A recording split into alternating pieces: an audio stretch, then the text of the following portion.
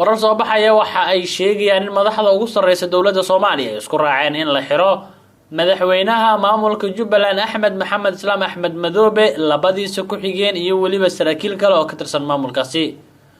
xubno ka tirsan hay'adaha ammaanka Soomaaliya oo ay la hadashay mid ka mid ah warbaahinada Soomaalida ayaa waxa ay sheegeen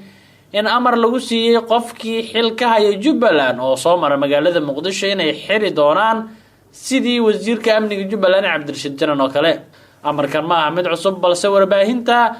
warkan qortay ayaa maalmahan ku waday baaritaan waxaana ay soo ogaatay in markii la amray in diyaaradaha Kismaayo ka baxa iyo waliba kuwa ku socda ay maraan magaalada Muqdisho ciidamadana lagu amray in la xiro madaxweynaha Jubbaland ku xigeenadiisa iyo waliba dhowr qof oo kale oo ku jira wasiirro xildhibaano iyo saraakiil ciidan.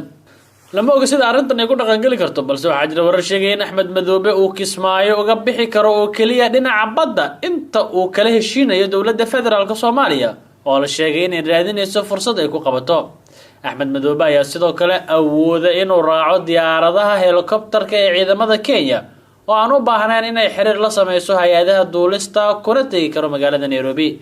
dowladda federaalka Soomaaliya ma awoodo inay Axmed Madoobe ka soo qabato Kismaayo maadaama ay halkaas joogaan ciidamo awood leh oo maamulkiisa ka amar qaata balse waxa ay doonaysaa inay ku qabato Muqdisho markii uu soo maro isagoo transit ah sida wasiir Janan taasi oo aan dhici doonin sida muuqata.